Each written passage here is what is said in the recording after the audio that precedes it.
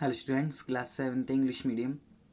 बच्चों, reading start करने से पहले मैं आपको एक बात बता दूं कि जब भी आप अपने फ़ोन से वीडियो देखें तो अपने फ़ोन को अपनी आंखों से 25 सेंटीमीटर की दूरी पर ज़रूर रख लें। इससे आपकी आंखों पर कोई भी इफेक्ट नहीं होगा। तो बच्चों, जैसे कि आप जानते हैं, कल हमने इकोसिस्टम पढ़ा था। आज हमारा टॉपिक होगा ह्यूमन एनवायरनमेंट। ठीक है बच्चों, ह्यूमन एनवायरनमेंट मतलब ह्यूमन मतलब मानवीय और एनवायरनमेंट मतलब पर्यावरण, मानव पर्यावरण। आज आप इसके बारे में पढ़ेंगे। ह्यूमन मतलब जो व्यक्ति, जो आदमी होते हैं। ठीक है।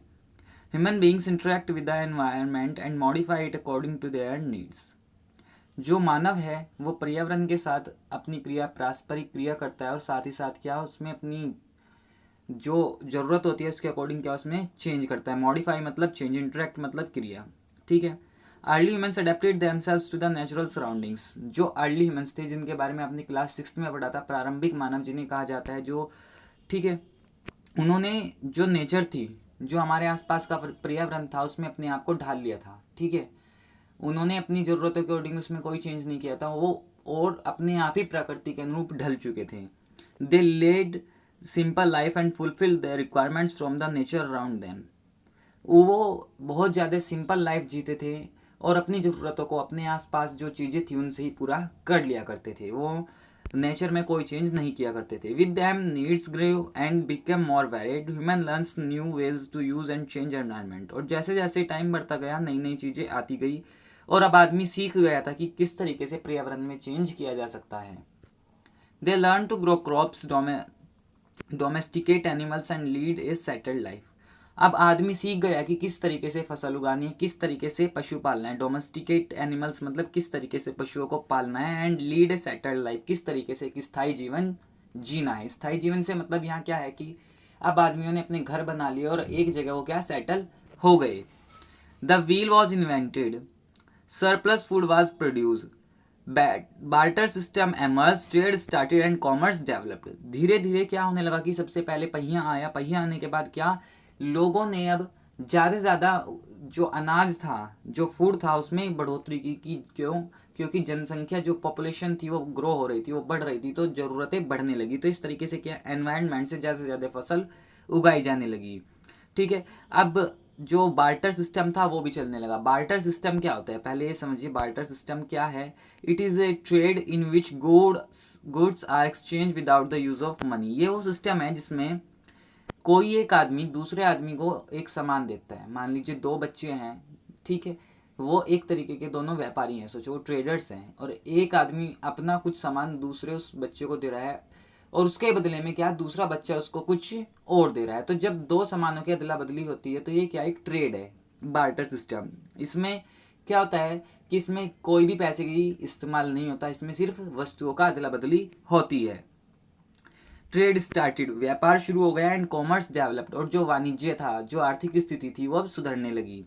Industrial revolution enabled large scale production, और धीरे धीरे क्या होने लगा कि जो इंडस्ट्रियल रिवॉल्यूशन था, औद्योगिक क्रांति, औद्योगिक क्रांति से क्या मतलब, अब इंडस्ट्रीज लगने लगी, मशीनें आ गई। इससे जो चीज़ें थी उनका प्रोडक्शन, उनका उत्पादन और ज़्यादा तेज हो गया।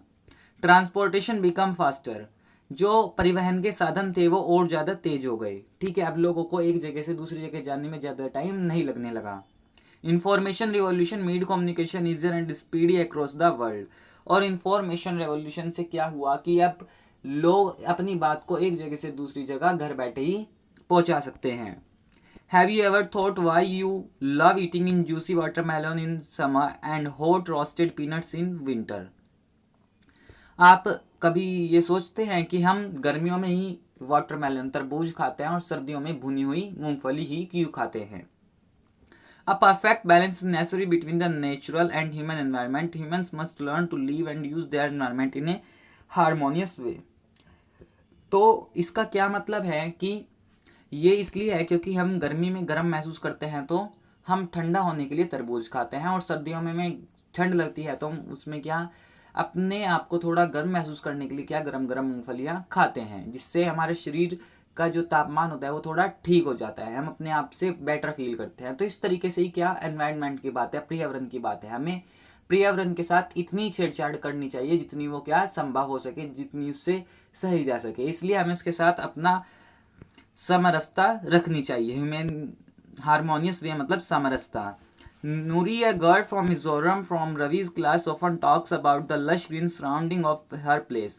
नूरी जो एक लड़की मिजोरम से है रवि क्लास में, वो अपने मिजोरम की खूबसूरती के बारे में उन्हें बता रही हैं. Seeing Ravi upset at having lost his playground, जैसे कि जो रवि है वो अपने प्लेग्राउंड के ख़त्म होने की बात से नाराज है.